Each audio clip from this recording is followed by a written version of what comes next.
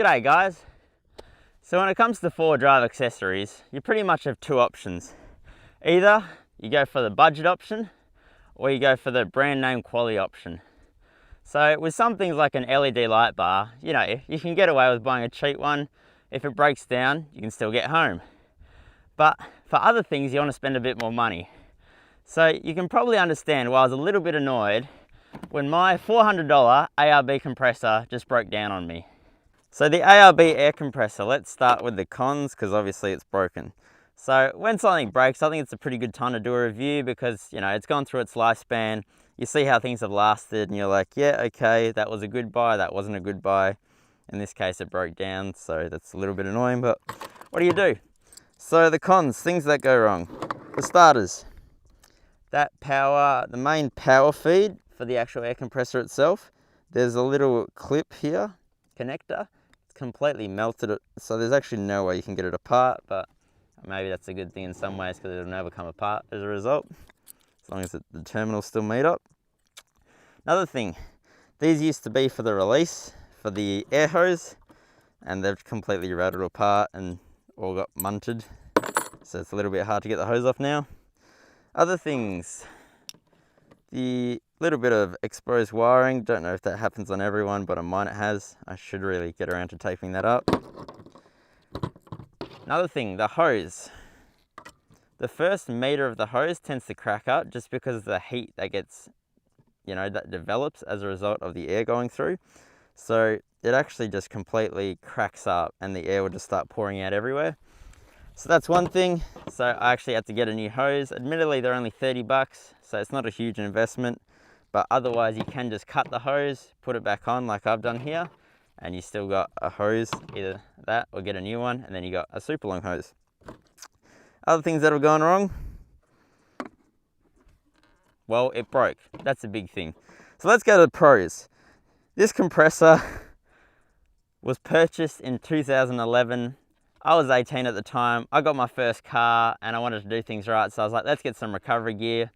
So I got an air compressor, got some recovery points, a snatch strap and max tracks. By the time I got that, I virtually had no savings in my bank account, but that's a different story. But this thing has absolutely flawless since 2011. So it's 2018 now, 7 years later. It's a little older, I'm a little older, but it was still going great until it died. So you might be wondering what actually happened. So as I mentioned, I was down near Albany. I got out of Dingo's Beach first shot, got up to the main road. I was at 8 PSI on all the tires because I wanted to get out of there easy. It was night time, I was by myself, that's a long story. And yeah, as I'm pumping up my third tire, it just completely cut out. So what I ended up doing was I ended up grabbing my spare tire and chucking that on because I didn't want to drive all the way back to Albany with 8 PSI on one of my tires. That just wouldn't be good for the diff. And the next day I took the compressor all apart because I was pretty keen to know what had gone wrong. And as it turned out, the relay had just completely melted, I'd assume. You can see quite a bit of black on the plastic around some of the terminals. So $17 later, whacked in a new one and it's running like a charm all over again.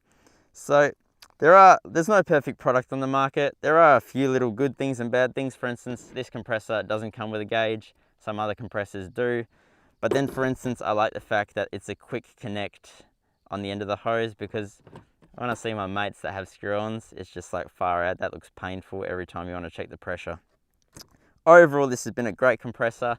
7 years I've tested it. I probably use it maybe 24 times a year. So fairly regular usage and everything's held up pretty okay as far as the compressor still works. The box, I really like the fact that it's a solid box. Some people might prefer a bag that other compressors come in, but for me, the box, it just works really well. Everything fits in there nicely.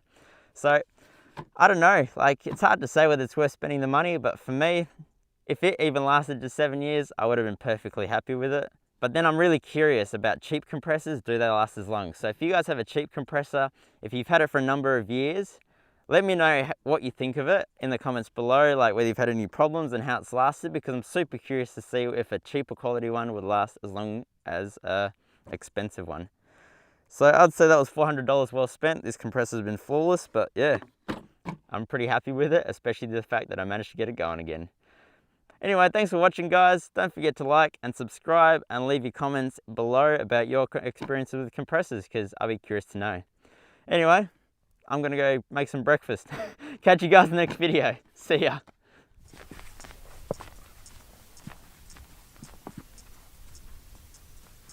The breakfast of champions. Everybody agree or what? Nah, we remain neutral in this argument.